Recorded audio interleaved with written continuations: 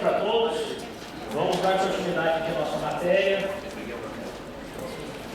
Ontem nós paramos falando sobre os atos praticados na junta comercial. Acabamos falando sobre a autenticação. Certo? Todo mundo pegando aí o caderninho de vocês, caneta. E prestando atenção agora. Silêncio absoluto. Por favor, todo mundo olhando aqui da frente, copiando a matéria. Beleza, pessoal? Vamos continuar aí. Escrevam aí. Escrevam no caderno de vocês. Atos proibidos de registro. Atos proibidos de registro. Olha só, pessoal. Não é só de flores que vive a junta comercial. Nós temos alguns atos que vão ser proibidos de serem registrados. Então, abaixo de atos proibidos ao registro, escreve assim. Os atos devem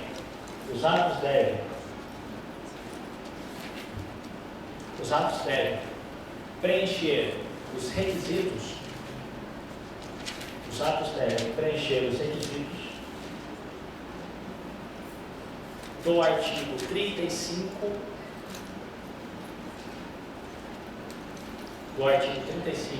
da lei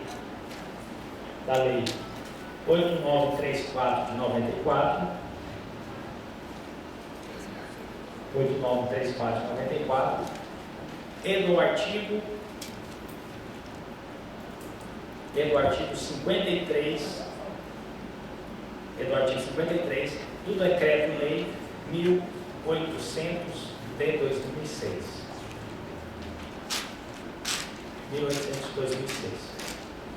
Ou do decreto, desculpa, não é decreto-lei, não, é somente decreto. Decreto 1800 de 2006. Lá estão os requisitos. Basicamente, o que não pode ter? Você não vai registrar atos.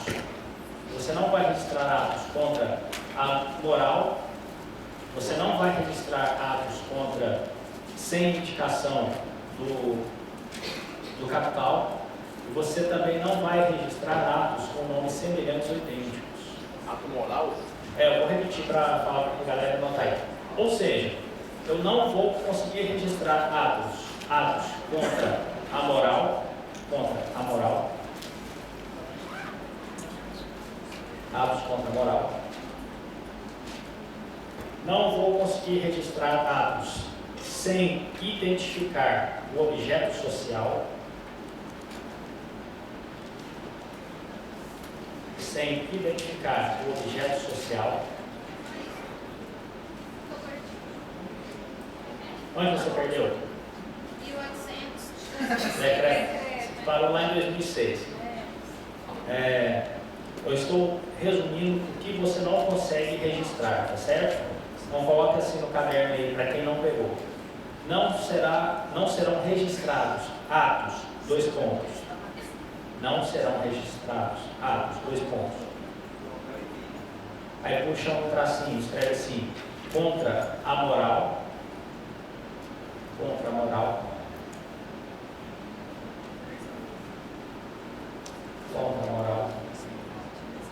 embaixo, outro tracinho,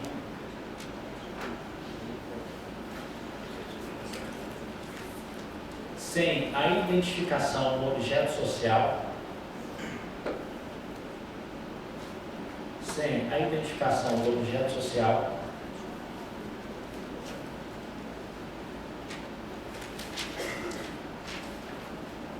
embaixo, outro tracinho, com nomes idênticos ou similares,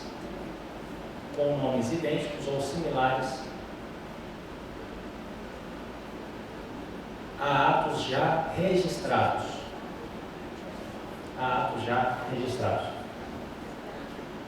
Beleza, pessoal? Copiou? Agora está tudo certinho? Olha só, o objeto social é aquilo que o empresário vai desenvolver. Se ele vai vender roupa, se ele vai vender calçado, se ele vai vender medicamento. Isso é objeto social. Ele não pode ir lá e falar assim, olha, eu vou ser empresário. Só isso. Ele tem que falar assim, olha, eu vou desenvolver uma atividade empresária no ramo tal. E outra, ele também não vai conseguir registrar um nome de um ato constitutivo, codificativo, que já exista registro na junta comercial do Estado. Por exemplo, se algum engraçadinho chegar lá querendo registrar Nedson Ferreira Alves Júnior microempresa, não vai conseguir, porque eu já tenho esse nome registrado lá, eu já tenho esse registro.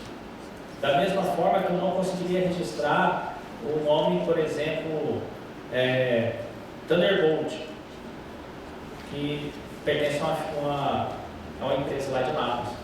Então, nem parecido eu conseguiria registrar. Professor, mesmo se eu acrescentar um acento, um A, ou da, mesmo se você acrescentar. Um L a mais. Mesmo se você acrescentar. É por semelhança, então, por semelhança ou idêntico. Aí, Marcelo, né? Aí, Marcelo, o que acontece? Quando você vai registrar, todo ato de registro passa por um parecer da junta comercial. A junta comercial tem um plenário, um dos seus procuradores, que eles vão analisar. Se eles verificar assim, está semelhante, não registra. Sabe para quê? Para garantir um princípio chamado livre concorrência e para também evitar que haja desvio de clientela. Por exemplo, assim, Morena Rosa, eu vou pôr Morena Larosa. Poderia não, eu posso te afirmar com muita convicção. Eu coloco lá. Com muita convicção não vai conseguir. Não, mas a dúvida é boa e eu tenho até um caso prático para contar para vocês que eu trabalhei nesse caso. Eu era estagiário de 2005 para 2006, trabalhou. Quero até trazer esse advogado aqui para a gente falar sobre marcas. O escritório ainda hoje trabalha com uma empresa chamada Bíblia SA, hoje chama Thunderbolt.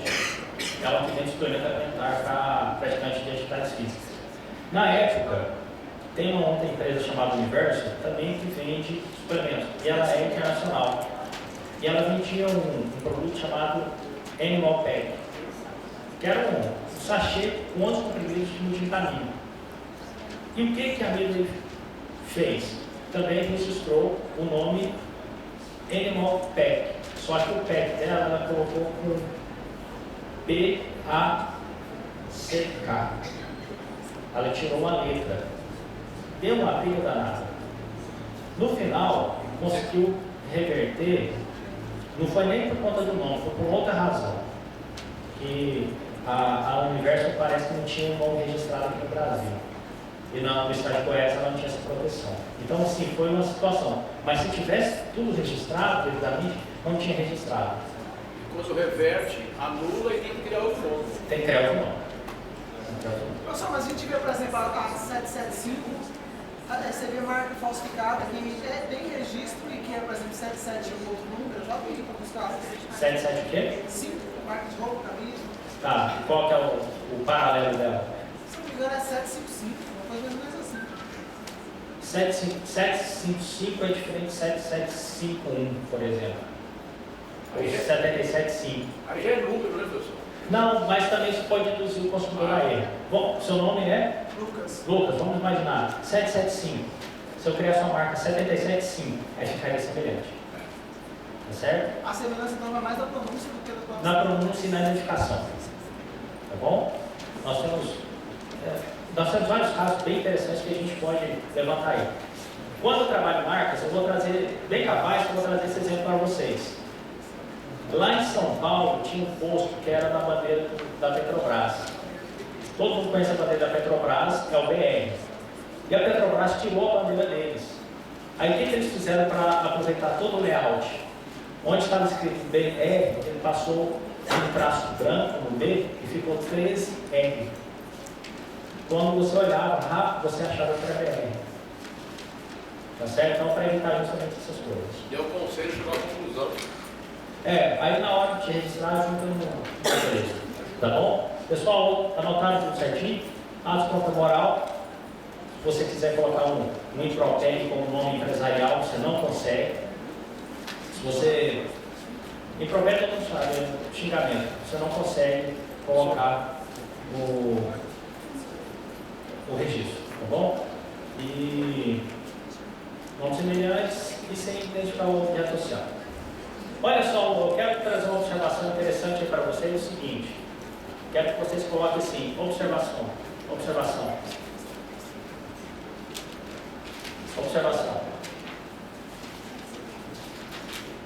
É uma das funções da pessoal, peraí, antes de vocês anotarem, não, deixa eu explicar o que eu vou falar para vocês primeiro. É uma das funções da junta comercial que quase ninguém explora. E é uma pena, porque se cai na prova, se você ler só a doutrina e não ler as duas leis que eu falei, ninguém vai lembrar disso aí. Quase todos os treinadores não exploram, que é sobre o assentamento de costume.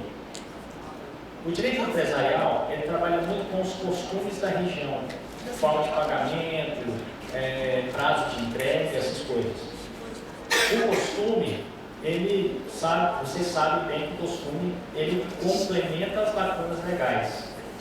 E no direito empresarial, comercial, mais ainda, porque teve um costume no direito empresarial que virou praticamente regra, que é o chamado cheque pós-pago ou pré-pago, todo mundo conhece. O cheque pré-pago, erroneamente chamado, o pós-pago, que está na própria lei do cheque, foi uma prática comercial. Então, eu quero que vocês anotem a seguinte observação, coloca assim. Cabe à junta comercial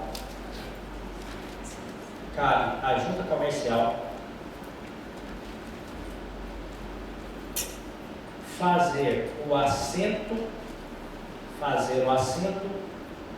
dos costumes da região. Cabe à junta comercial fazer o assento dos costumes da região, vírgula. Cabe à junta comercial fazer os assentos do costume da região, vírgula, mediante requerimento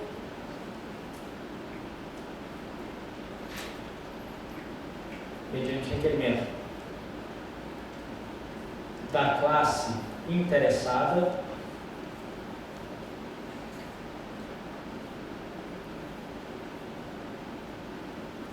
ou da sua procuradoria. Bom, aí.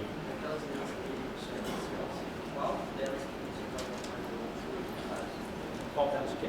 Das leis que o senhor disse, qual delas o senhor gosta mais? Agora, nesse exato momento, eu estou usando a lei 8934 e o decreto 1800. Daqui a pouco eu vou usar o Código Civil. Tá bom? A lei 6404, o decreto 2044, o regulamento 737, não vou usar agora não. Tá certo? Daqui a pouco só dentro do direito civil. Anotaram o ponto aí? Escreve aí na frente.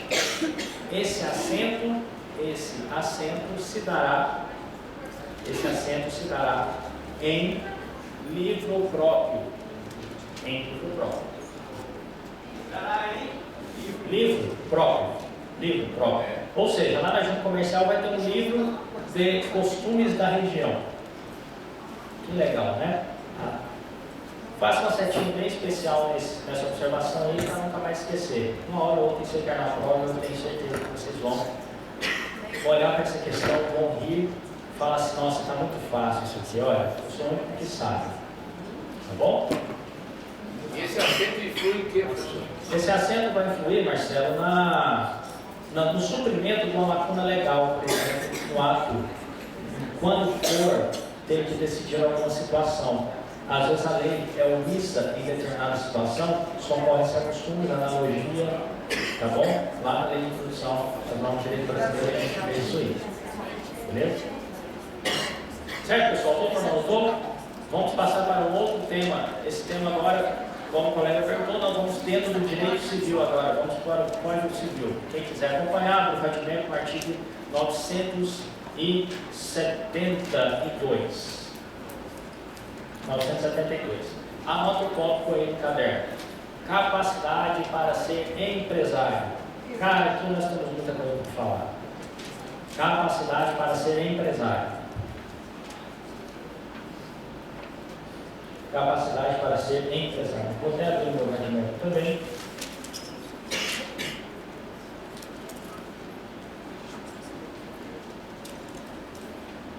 Vai estar escrito assim se vocês tiverem 972 aí do Radimec, de repente está faltando. Fala assim, olha, pode exercer a atividade de empresário aqueles que estiverem em pleno gozo da capacidade civil e não estiverem legalmente impedidos. Então, a primeira observação que eu quero que vocês coloquem assim no caderno. Artigo 972, 2 pontos. Artigo 972, 2 pontos. Coloca assim: precisa de capacidade civil plena.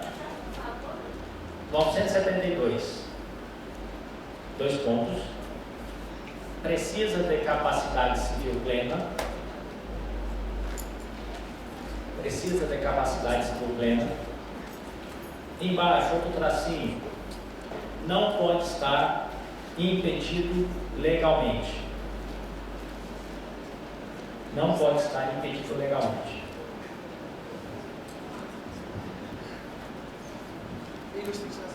Certo, pessoal? Anotaram isso aí? Quem está com o... Que seria o SPC, Serasa? Não, quando fala legalmente impedido, são impedimentos legais de lei, principalmente leis de caráter de direito público, que envolve direito público.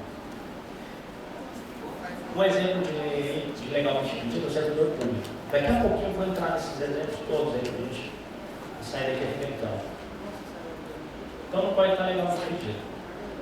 Quem tiver com o Batman aberto aí, ou no celular, alguma coisa, vai ver o seguinte, vai ver que o Código Civil fala assim: pode exercer a atividade de empresário. A exegese desse artigo, ele quer dizer tão somente aos empresários individuais. Então coloca aí embaixo no 972 também. Coloca assim: aplica-se para os empresários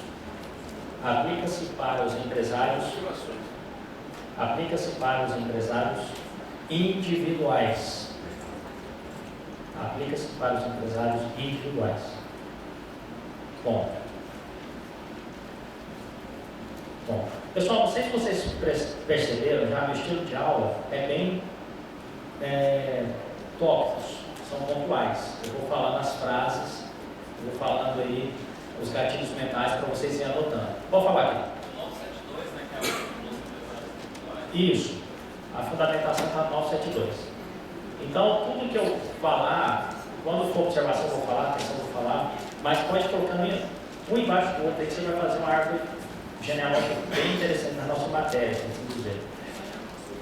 Esse daí só aplica para os empresários individuais. Por que não aplica para as sociedades empresárias? Olha, é muito simples.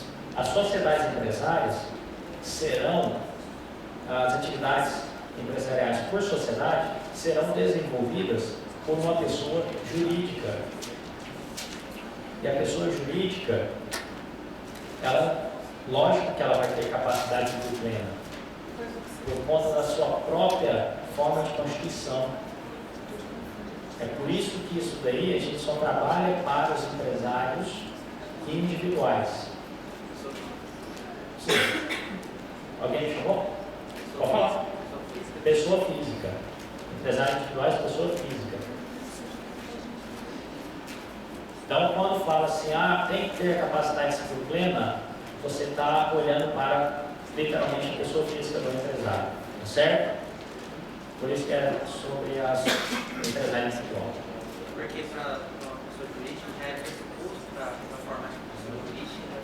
Não, porque quando a pessoa jurídica vai desenvolver a atividade empresária, significa que aquela pessoa jurídica ela já nasce com capacidade civil plena, independente de quem a constitui. É uma das características da pessoa jurídica, ela já nasce pronta para a vida. Certo? Ela já nasce pronta. O ser humano não, ele nasce, cresce, ele vai passar pelas incapacidades absoluta e relativa até chegar na capacidade plena, capacidade espontânea. Tá certo? Aí, nesse talante aí, a gente tem muita coisa para falar agora. Eu pergunto para vocês, e o menor pode ser empresário? Menor pode ser empresário? Nós temos várias situações aqui para serem estudadas. Então, eu quero que vocês coloquem assim no caderno de vocês. Regra geral. Regra geral. Regra geral. Empresário maior de 18 anos.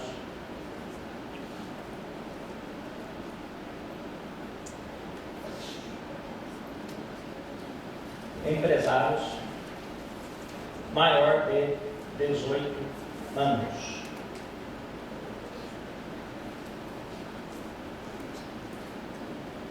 Exceção. Exceção.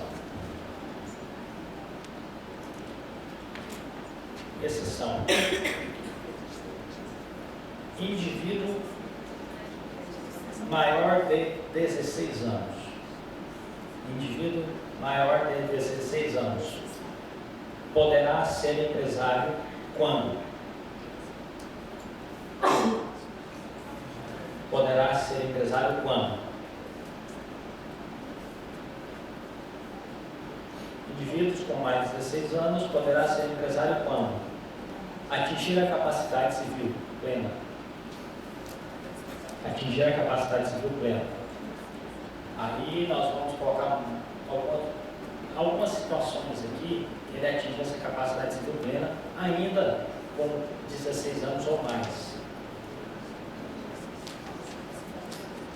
Olha só, vocês estudaram direito civil, não estudaram?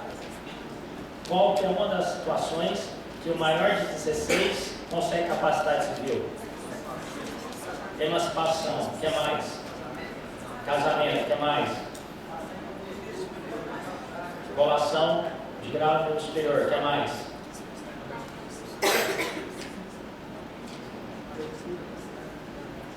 Desenvolvimento de atividade ou desenvolvimento de estabelecimento civil ou empresarial, desde que com economias próprias. Então nós vamos colocar o seguinte, pode atingir capacidade civil, né, plena. Aí coloca como exemplo aí, emancipação, casamento, colação de grau em nível superior,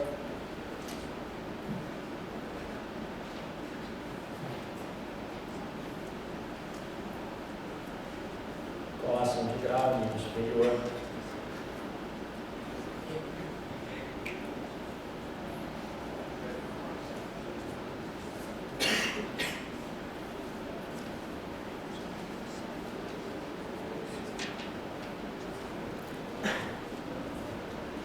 outro exemplo aí, constituição de estabelecimento civil, constituição de estabelecimento civil ou estabelecimento empresarial,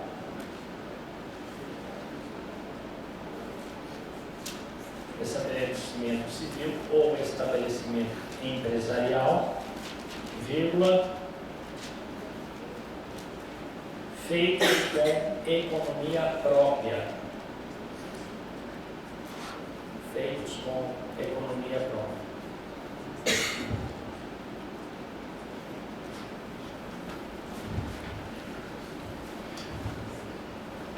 Estabelecimento civil seria na casa da pessoa? Estabelecimento civil, mas você estava esperando alguém perguntar. Estabelecimento civil se refere a toda a profissão que for intelectual, científica, cultural.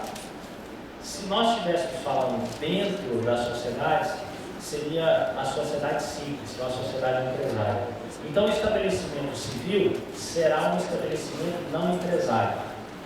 Então, aí depois nós vamos para essas atividades que eu acabei de falar. Quando o menor de 16 anos consegue a capacidade civil plena dele, o que ele pode fazer?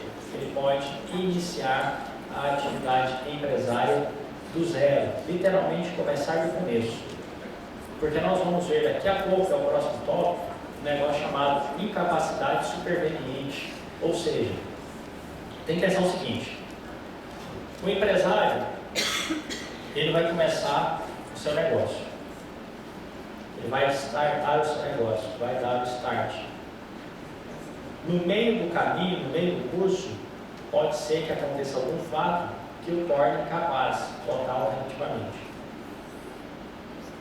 Um menor de 16 anos, para iniciar, ou melhor dizendo, o sujeito com 16 anos completos e menor de 18, para iniciar um negócio, ele tem que ter a capacidade civil plena adquirida por uma dessas formas que nós colocamos no caderno, que estão também no Código Civil. Então, quando o menor de 18 e maior de 16 tem capacidade civil plena, ele pode começar a empresa. Eu quero que vocês anotem, porque daqui a pouco eu vou falar uma outra coisa que pode ser que cause um pouquinho de confusão na cabeça de vocês. Coloca assim: atenção, atenção. O menor de 18 e maior de 16 anos, o menor de 18 e maior de 16,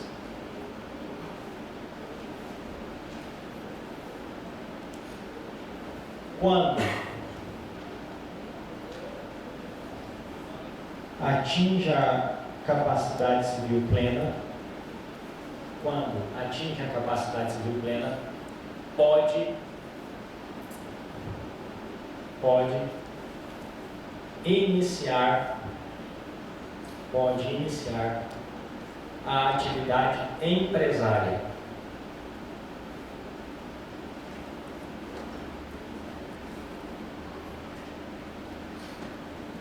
Pode iniciar a atividade empresária. Então, bom, então na hora de chegar lá no escritório de vocês, ou alguém fazer uma pergunta para vocês, agora no Natal que está chegando, os parentes perguntar: eu tenho um fulano aí, tem 17 anos, menino, eu quero colocar ele para trabalhar, vou dar um negocinho para ele. Ele pode ser empresário? Pode. Emancipa o rapaz, que ele pode iniciar o negócio dele. Tá certo? Coloca outro tópico aí no caderno, escreve assim: incapacidade superveniente. Incapacidade superveniente. Incapacidade superveniente. Quando isso ocorre? Quando isso ocorre? Então pode colocar assim: incapacidade superveniente, 2 pontos, coloca assim: ocorre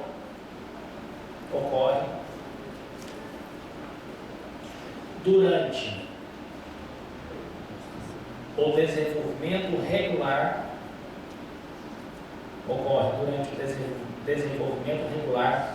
da atividade empresária.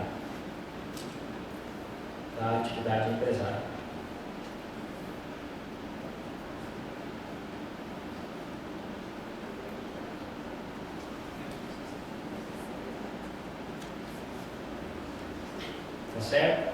Ou seja, eu já tenho uma atividade empresária em andamento. Aconteceu alguma situação que gerou a uma incapacidade superveniente. Enquanto embaixo aqui para cima, artigo 974. Artigo 974. Eu vou destacar para vocês 2 ocasiões onde eu vou identificar. Artigo 974, tá certo? Quem perguntou aí? Eu vou identificar agora para vocês 2 situações que podem gerar a essa incapacidade superveniente. Coloca assim: 1. O empresário, por alguma razão,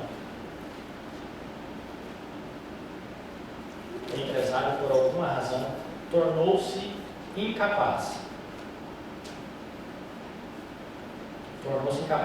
Eu quero que vocês abram parênteses aí e coloquem assim: absoluta ou relativamente. Fecha parênteses. O empresário, por alguma situação, tornou-se incapaz. Absoluta ou relativamente. Vamos dar uma ideia do que é isso aqui. Olha, você tem um empresário, está desenvolvendo a sua atividade de forma regular. Pegou, colocou a família toda dentro do carro, foi para o Araguaia. No meio do caminho bate o carro. O cara bate a cabeça no para-brisa. Fica meio bobo. E constata, por uma perícia, que ele ficou relativamente incapaz, por uma causa transitória. Isso é uma incapacidade superveniente, ou seja, veio depois do início. Superveio ao início. Isso é um exemplo, tranquilo, às vezes foi cometido por uma doença que retirou dele a capacidade de se defender. O que eu quero que vocês prestem atenção é o seguinte: essa capacidade que nós estamos tratando é a capacidade civil, não é a capacidade de locomoção, nem nada disso. É a capacidade para gerir os seus atos da vida civil sem ninguém, sozinho. Ah, professor, o cara bateu o carro e perdeu as 2 pernas. Ele pode continuar a atividade empresária? Pode. Se ele não perdeu a capacidade civil dele, ele vai poder continuar. Tá certo? Eu não quero que vocês tirem isso da cabeça. Coloca número 2 agora. Número 2. Número 2. Coloca assim: o menor incapaz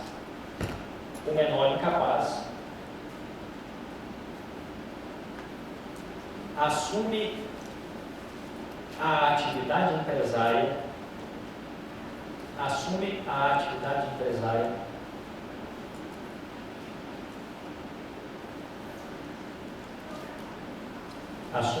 empresária por sucessão ou interdição. Por sucessão ou interdição. O mesmo exemplo: o empresário coloca a família, vão todo mundo para o Paraguai, enche o carro, mulher, menino, cachorro, toca o Paraguai. No meio do caminho acontece um acidente, morre todo mundo, menos uma criança de 12 anos. E essa criança, do nada, herda uma empresa grande, independente de qual valor. Essa criança, ela vai poder assumir a atividade empresária? Essa criança, ela vai poder assumir a atividade empresária? Não. Ele é incapaz. 12 anos. Por isso que vai precisar de um assistente no caso. Ou melhor dizendo, um representante. Ele vai até poder assumir, em alguns casos, tá bom? Assinar alguma coisa, por exemplo? Ele não vai poder ser, por exemplo, administrador, mas ele vai poder continuar a empresa enquanto atividade. Aí tem poder de assinatura? Não, ele não. O representante ou assistente dele, sim. Tá certo? Ele vai poder continuar. Então eu quero que vocês escrevam da seguinte maneira: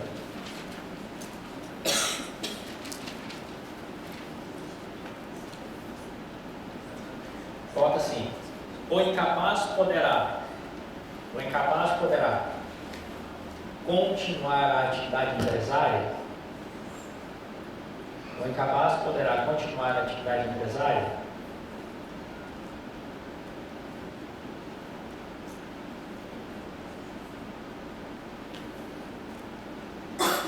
após a expedição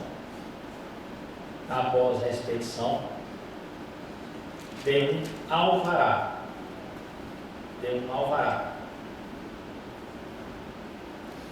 um alvará. Onde conterá 2 pontos. Eu vou matar 15 coelhos com uma cajadada só agora. Onde conterá 2 pontos. Embaixo, tracinho. Se quiser colocar letra, eu colocar também. Fala tracinho que é neutro. Hã? Você pegou de onde? Onde conterá. 2 pontos. Onde conterá 2 pontos.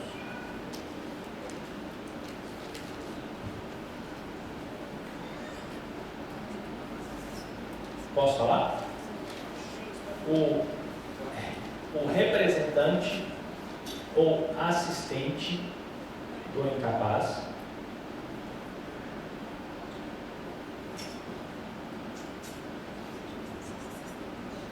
onde conterá o representante ou assistente do incapaz, outro tracinho embaixo,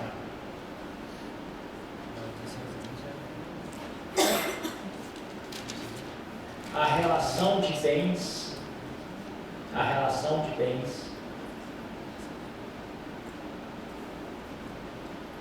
pertencentes ao menor.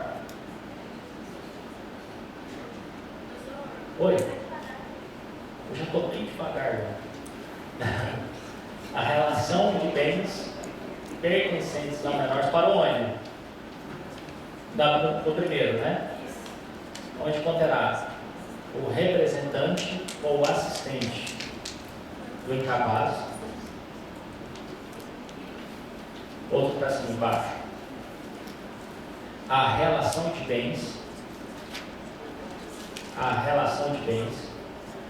pertencentes ao incapaz,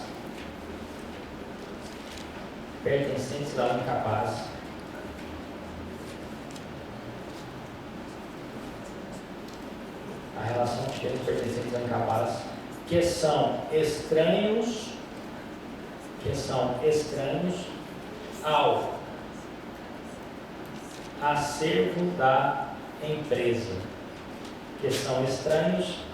acervo da empresa.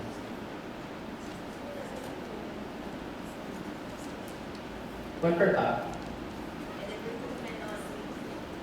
Isso. Que são estranhos à relação de bens do incapaz, que são estranhos ao acervo da empresa.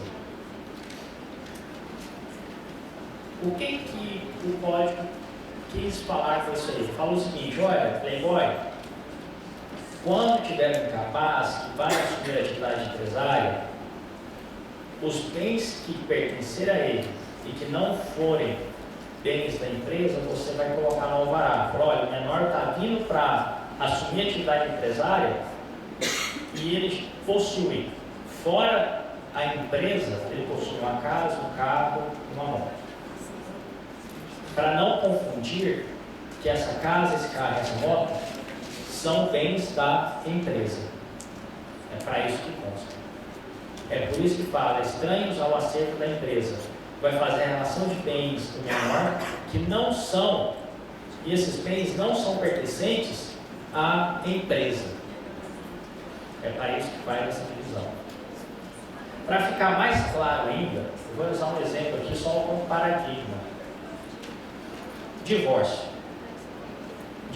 Quando vai divorciar, a mulher fala, o que é meu, o que é seu. No alvará do menor é da mesma forma, o que é do menor é do menor, o que é da empresa é da empresa. Eu acho que o exemplo mais fácil, comparação mais fácil, eu acho que é quase impossível, né?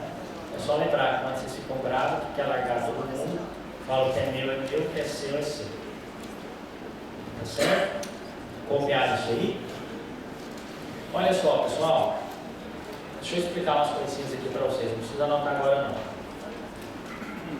Quando o juiz vai nomear o representante ou assistente, primeiro de tudo, ele vai fazer uma análise de viabilidade econômica daquela empresa para saber o seguinte: bom, essa atividade empresária, ela está correndo de forma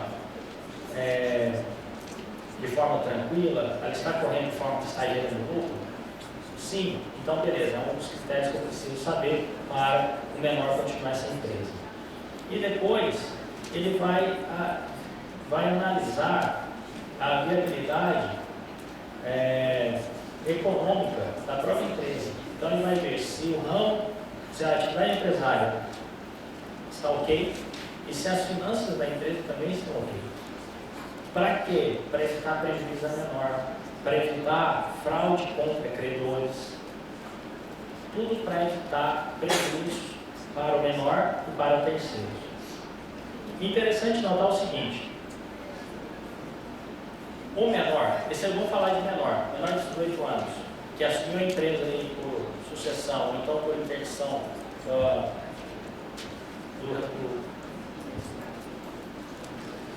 do pai ou da mãe, alguém do seu próprio representante legal, quando o juiz vai nomear outro representante ou assistente pelo alvará, ele vai olhar primeiro quem?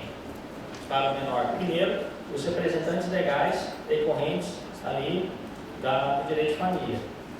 Ah, tem esse menor aqui, beleza. Tem o avô, tem a avó, tem os colaterais. Às vezes, o menor o representante legal familiar dele, digamos assim, automático, também é menor, também é incapaz. Quando é assim, o juiz vai nomear uma terceira pessoa para representá-lo ou assistir. Então, isso também pode acontecer, vocês podem ter essa dúvida. Nossa, e se a única pessoa que sobrou para ele é o irmão também de 12 anos de idade, como é que vai ficar? Ou se sobrou para ele? Pode acontecer, um tio de 17 anos, como é que vai fazer? Ele vai nomear outra pessoa, ok?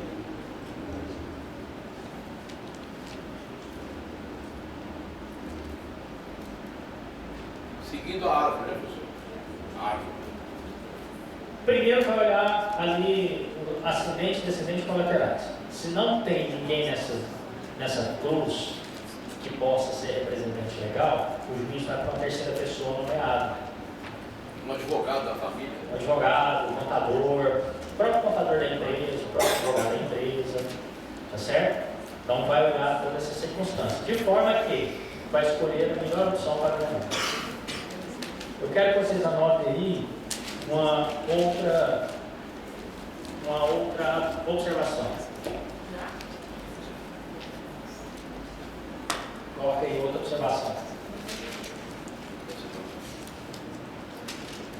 Pessoal, vou tentar falar mais devagar.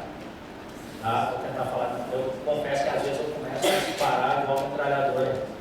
Mas eu vou tentar. Quando estiver falando rápido, fala, me joga uma bola de papel, uma caneta, um caderno, alguma coisa aí. Para eu dar uma freada, tá bom? Não tem problema não. Só não joga coisa que machuca. Senão, como é que eu vou explicar isso em casa, né? Safado, né? Safado. Então vamos lá. Coloca a observação. Coloca assim. Para o incapaz. Para o incapaz. Para o incapaz. Continuar. Para o incapaz continuar a atividade empresária, para o incapaz continuar a atividade empresária,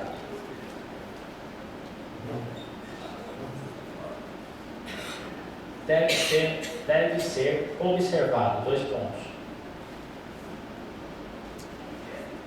Para o incapaz continuar a atividade empresária, deve ser observado 2 pontos.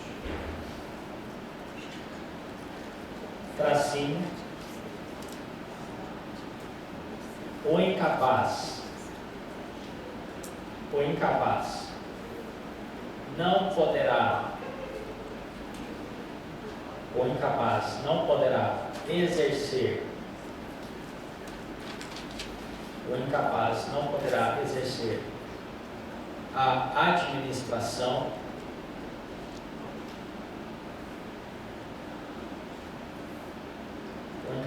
não poderá exercer a administração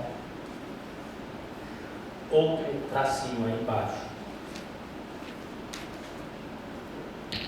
O capital social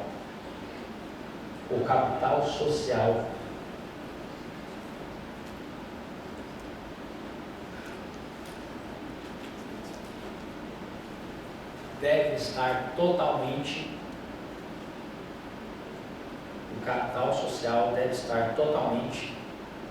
integralizado. O capital social deve estar totalmente integralizado. Ponto.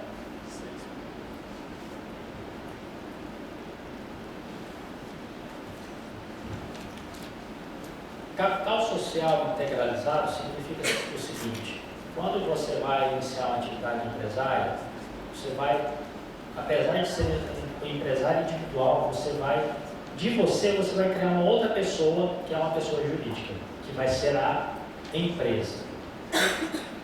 Para ser uma pessoa jurídica, você precisa de 2 coisas. Você precisa de pessoas e bens. Então você vai pegar patrimônio próprio e entregar para a pessoa jurídica, para a empresa.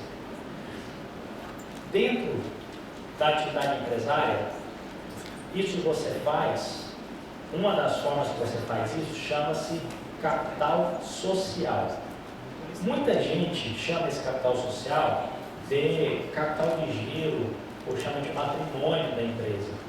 Não, o capital social é o primeiro patrimônio que a empresa vai ter para fazer relações mercantis com terceiros. Ela vai apresentar o seu ato constitutivo falando o seguinte: olha, eu tenho socialmente entre eu, pessoa jurídica, e a pessoa que me constituiu, tantos R$1.000 para arcar com dívidas da empresa. Quando você vai constituir a empresa, você tem 2 momentos para transferir esse instituto chamado capital social. Quando você vira e fala assim, vou montar uma empresa, e fala assim, eu vou dar R$1.000, quando você promete, chama capital social subscrito, ou seja, capital social prometido. Você ainda não transferiu ele para a empresa. A partir do momento que você transfere os R$1.000, aí vai acontecer um negócio chamado integralização, ou seja, a transferência total daquela promessa de entrega ou promessa de pagamento para a empresa. Então, por exemplo, eu falo assim, olha, eu vou participar no capital social com R$1.000. Neste exato momento eu vou entregar 500 daqui a um ano. Então eu vou integralizar 500, ou seja, eu estou transferindo efetivamente R$500 e vou deixar subscrito mais R$500 para daqui a tanto tempo. Vou deixar prometido R$500. É muito fácil a gente fazer comparação com a vida real. Olha só, se a gente trouxer essa comparação, fazer uma comparação boba, mais fácil da gente entender, a integralização é o casamento, a subscrição é o noivado. Quando o rapaz chega para a moça e fala assim, vamos noivar, ele está prometendo um casamento, ele está subscrevendo um casamento. Quando ele casa, ele está integralizando aquele casamento, só para vocês não esquecerem. Então, a subscrição é a promessa, o cumprimento da promessa é a integralização. Então, quando você fala assim para mim, eu prometo, né? Já a palavra prometo, fala assim, não, eu subscrevo você, só para dar uma esfregada na cara dele que você faz direito. Você não vai entender. Você fala, nossa, o cara só porque faz direito acha que é melhor do que eu, né? E é verdade. É verdade. Não é querendo falar dos outros cursos não, mas o nosso é especial. Tá bem, pessoal? Só para ficar claro aí o que é esse capital social integralizado. O porquê que a lei exige que para o menor seja totalmente integralizado. Ora, para o menor vender ou entregar um bem para a atividade empresária é muito mais complicado, ele vai desfornecer o menor.